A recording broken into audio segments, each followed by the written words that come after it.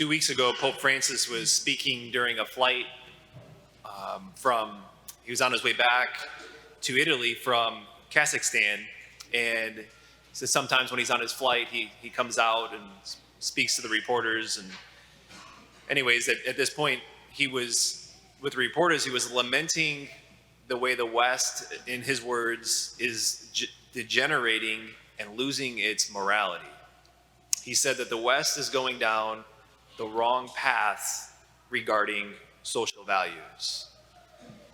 And with it being Respect Life weekend this weekend, and with those Pope Francis's words just in the back of my mind the last couple of weeks with regards to in the West going down the wrong path, I want to look at two important principles as it relates to regarding life.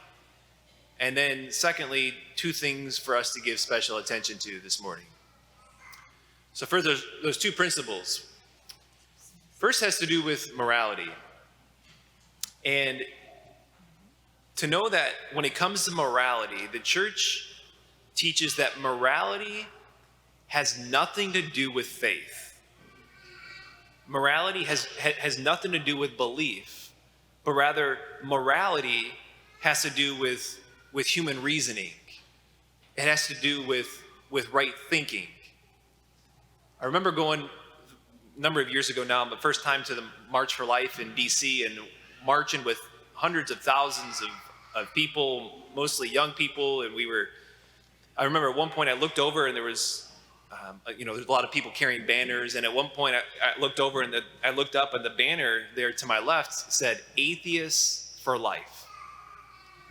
And upon seeing that, it was just a reminder that morality, any given moral issue, it's not a religious issue. Because morality is a matter of right thinking and using our reason to arrive at truth. Or another way is to talk about with regards to the natural law. And that is to say that every human person has the natural law imprinted upon their hearts. And so it's never like, believe this because the church says so. It's no, let's use our minds, our reason to think through and to arrive at truth. See, but that's getting lost, and we're not doing that as much. What more is the rhetoric, the thought is morality is religious people imposing their faith on me, and because that's that's the path with regards to morality and what it is. I think it contributes to what Pope Francis says of the West going down the wrong path with regards to social values. The second principle that I just briefly want to mention here with regards to life has to do with the philosophy of human life. And a major shift has taken place over the last 100 years, maybe more speedily the last 60 years, on the philosophy of life. So we've gone from a traditional sanctity of life ethic to a new quality of life ethic. And that shift that's taken place now, it's a problematic shift. And it has problematic consequences. And so the new ethic of life judges human lives based on a standard of quality. It looks at life and says, what kind of quality is this life? And then it can go through a number of different things to say, and to judge standard of quality, it determines on whether some lives are worth living or not. And so you can go through and say whether this life is wanted. And that can be with a whole subset of people, like what happened with the Jews. Their quality, or with regards to gender even, think China. It can be towards the unborn. It also can look at, with the move of a standard of quality, can look at whether or not a person is in too much pain. It can look at whether or not a person is handicapped physically, emotionally, and judge the standard, that judges the human life based on that standard. That's all a standard of quality of life. The traditional ethic judges human lives based on a standard of sanctity. And that is, Every human being is sacred. That's it, period. There's no standards of quality to look at. It's just everyone is made in God's image, and we treat them as such, no matter if they're poor, no matter if they're disabled, no matter their race, what their age is, whether they're an immigrant, whether they're imprisoned. Every human life is sacred from conception to natural death. And that's the sanctity of philosophy rather than quantity or quality. But that shift toward quality leads us, I think, again, Pope Francis talking about down the wrong path. And so, taking these two principles, I want to just focus our attention on two special things, given these attentions, and especially these two things have been in the news a lot more as of late, and that is abortion and euthanasia. With the recent overturning of Roe, abortion's been in the news a lot. And the perspective that's taken by the media is often sensationalized, it's inaccurate, and it can be misleading. You know, I'll get emails or phone calls sometimes and say, Father Mark, I heard this on the news, a prominent person who's talking on abortion, and they said that there are exceptions to abortion. There are exceptions that sometimes that it's permissible, and they even drew upon and said that this is what the church teaches.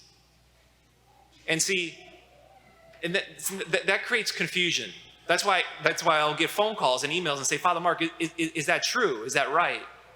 And so as a pastor, because something's in the news a lot more, and there can be information that's not true, it's important for me as a pastor, I feel the need to unmuddy those waters, to create clarity, and to say that it's never permissible. It's never permissible to intentionally kill an innocent human life. And whenever I speak on, and talk about abortion, it's always important to say to those who have been involved with an abortion in any way, whether you're a mother, a father, a doctor, or even a friend, to hear this: the church does not judge you. It's not a condemnation, like, not at all. God is rich in mercy, and He loves to forgive. And fear and circumstances can sometimes motivate us to do some bad things.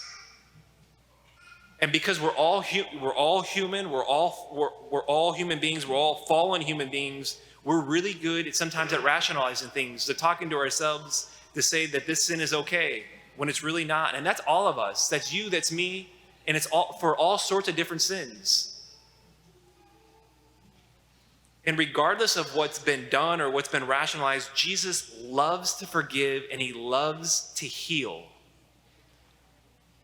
And I think it's also important to say now that Roe's overturned, that as Catholics, we need to do even more to be more intentional about loving and caring for women who are in need. Not like, even this year, the theme for Respect Life this year is simply help moms in need. Like, that needs to be our marching orders, is to help moms in need, of not judging or condemning, but accompanying them every step of the way, to need to do everything we can to support them and their child. And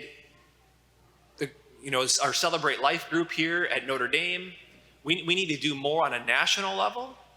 We need to do more, especially more on a local level, of helping moms that are in need in crisis pregnancies.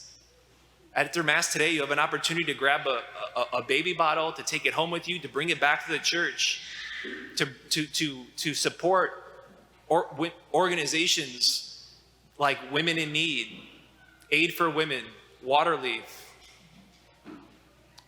to here at Notre Dame to do more and more of company every step of the way. And secondly, the second issue to just draw more special attention to, as it's been in the news more as of late, is euthanasia. Because there's been that shift of judging human life by a standard of quality, we're slipping into very quickly some very scary euthanasia laws. The Associated Press put out an article just a couple weeks ago on some of Canada's new laws, essentially allowing, even encouraging people having to end their lives, elderly people, or even those who are disabled, to end their lives themselves, or physician-assisted suicide.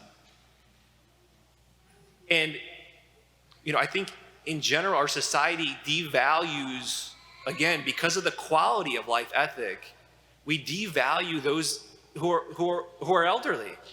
Because when one gets older, they're not able to do the same things physically, mentally, that maybe they once did when they were younger. There's a pain there. Heck, I'm 35. Like, I feel that pain, right? Like, not being able to play basketball at the high school, there's the same way I could. But we devalue, because of a quality of life ethic of those that are even old, who are bedridden. I remember, even as a kid, my parents on Sunday afternoon, they would take us, every Sunday we would go to the nursing home. It was often Sunday afternoon, so I'd be missing football, so I was upset about it at the time. But looking back on it, what it instilled in me was this deep realization that all lives are sacred and they matter. And the same is the case with those with disabilities. A couple weeks ago, a woman came up to me and told me that after her daughter was born with cerebral palsy, the doctor right there in the room turned to her in a question form, asking her if she wanted to keep the baby. People with disabilities deserve the same love and support as everyone else.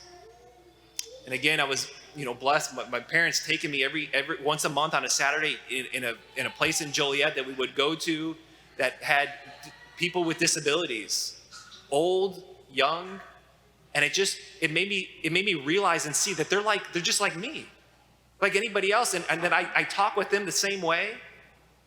But the value of life, not based on being based on sanctity, a philosophy of sanctity.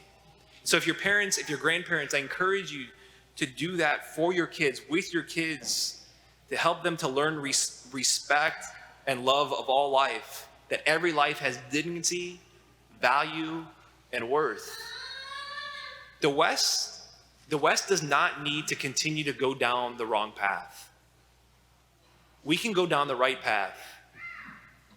And it begins with us. It begins with you. It begins with me, with first always turning to Him, turning to Jesus, embracing His mercy, extending it to others.